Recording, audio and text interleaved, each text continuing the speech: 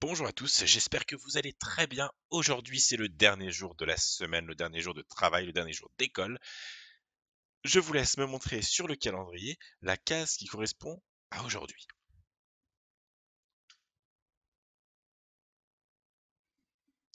Il s'agissait de cette case où je fais apparaître le petit marqueur vert.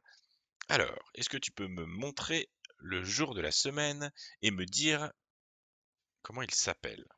Si tu ne sais faire que le montrer, tu ne fais que le montrer avec ton doigt. Si tu arrives à le lire, à deviner quel jour nous sommes, tu peux me le dire aussi. Alors, il fallait que tu me montres ici, parce que tu te souviens, quand on est un jour, on regarde tout en haut pour trouver le jour de la semaine. Est-ce que tu as réussi à le lire? La première lettre est un V. Le V fait le son V. Nous sommes vendredi. Vendredi. Comment s'appelle ce nombre?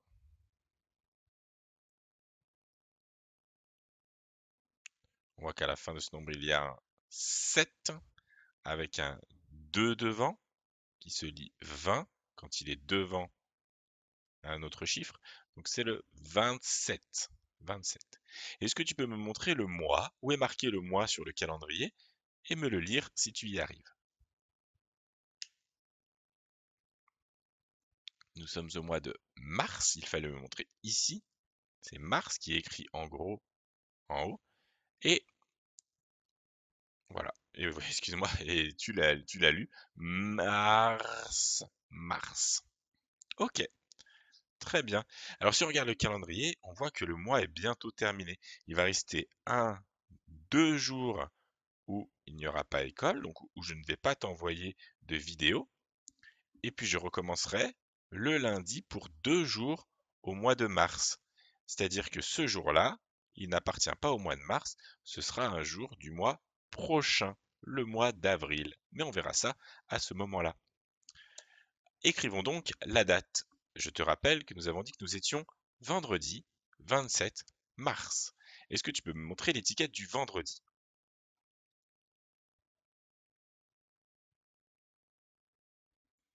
Alors, c'était l'étiquette bleue.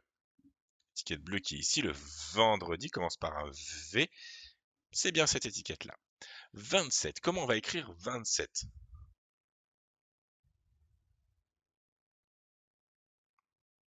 À la fin de 27, on entend le 7, donc on peut commencer à écrire lui. 27, qu'est-ce qu'il faut devant le 7 pour pouvoir faire le 20 de 27? 1, 2, 27. Et en quel mois sommes-nous?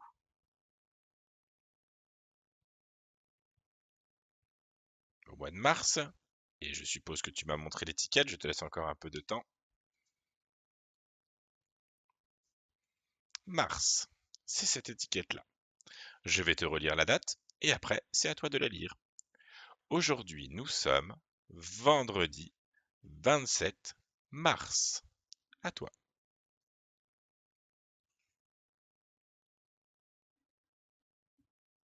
Super. Et en quelle saison sommes-nous?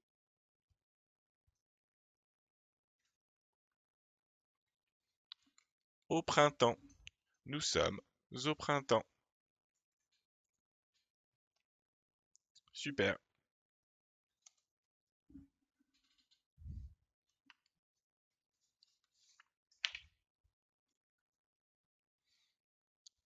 Alors aujourd'hui, pour l'info du jour, nous allons travailler sur la taupe. Cet animal que tu vois devant toi qui est un petit peu bizarre, qui a des pattes, un nez plein de poils, très étrange, c'est une taupe. Je vais t'apprendre 2 informations sur la taupe. Déjà, la taupe, c'est un petit animal qui est ici. Il est tout petit, hein, qui vit dans la terre.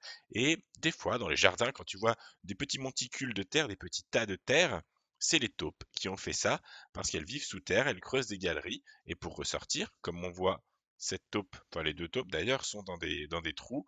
Elles sont ressorties à la surface et c'est la terre que tu vois sortir de l'herbe. Alors les taupes, c'est l'animal qui mange le plus vite. Il y a une espèce de taupe, il y a différents types de taupes, et il y a une taupe qui s'appelle le condylure étoilé.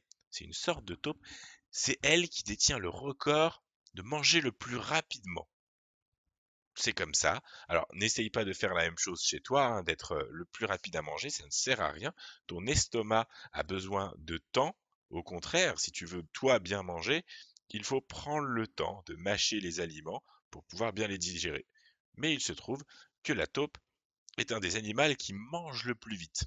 Ça, je suis sûr que tu ne le savais pas. Et autre chose, la taupe est quasiment aveugle. D'ailleurs, on pourrait presque le deviner, parce que on ne voit presque pas ses yeux. On ne sait pas trop où ils sont. Elle se repère surtout grâce à son nez très poilu. Tu vois son nez qui est bien avancé, c'est grâce à son nez qu'elle se repère dans ces galeries, qu'elle arrive à creuser, et tous les poils qui sont sur son nez qui lui permettent de sentir les choses, tout ce qu'il y a autour. Elle ne fonctionne pas grâce à ses yeux, elle fonctionne surtout grâce à son nez et les poils qui sont dessus. Voilà, tu as appris deux nouvelles choses sur la taupe, ce petit animal qui vit dans les jardins et dans les prés sous terre. Aujourd'hui, c'est la dernière fois qu'on va faire cet exercice pour ranger les nombres entre 1 et 20. N'hésite pas à le poursuivre chez toi si tu as encore un petit peu de mal, ou même à faire jusqu'à 30. On le fera peut-être plus tard, mais tu peux aller jusqu'à 30. En grande section, on apprend les nombres jusqu'à 30. Donc c'est bien si tu sais les reconnaître et les ranger jusqu'à 30. On va faire un dernier petit exercice. On va ranger les cartes de la plus petite à la plus grande. C'est les cartes qui sont forcément entre 0 et 20. Et la semaine prochaine, en rituel, on fera une autre activité sur les nombres pour travailler. Alors, eh bien, je te laisse me montrer la carte qui est la plus petite parmi les cartes que tu vois là. Et me dire comment elle s'appelle, bien sûr.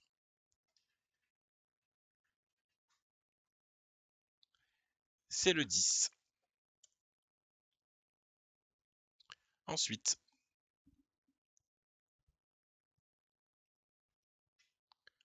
le 12. On continue.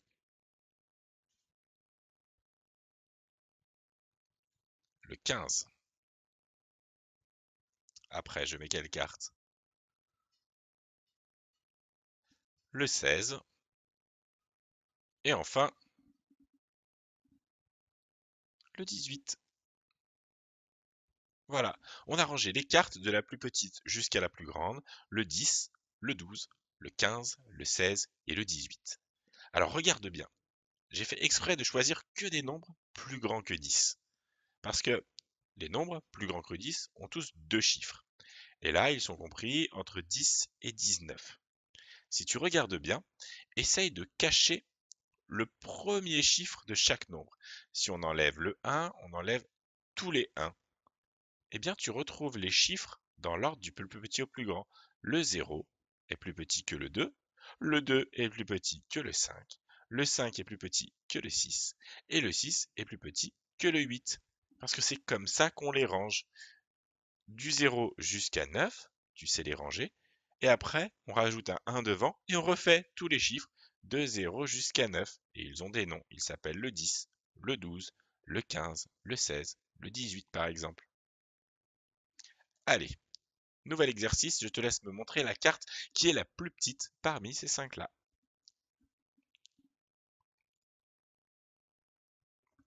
Le 3. Ensuite, le 5.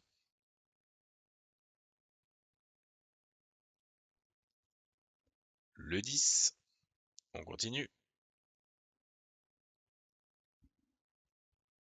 Le 12. Et enfin, comment s'appelle la dernière carte qui est ici? Le 17. Très bien. On a donc rangé les cartes de la plus petite jusqu'à la plus grande, le 3, le 5, le 10, le 12 et le 17. Dernier exercice pour aujourd'hui. Est-ce que tu peux me dire quelle est la carte la plus petite parmi les 5 cartes qui sont là, celle que je dois mettre en premier?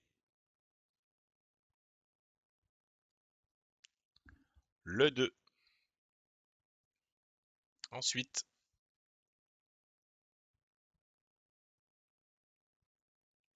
le 7.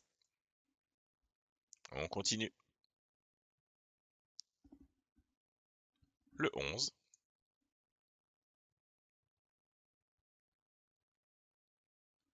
le 15, et enfin, comment s'appelle la dernière carte? Le 19. Super. Le 2, le 7, le 11, le 15 et le 19 sont dans l'ordre du plus petit jusqu'au plus grand.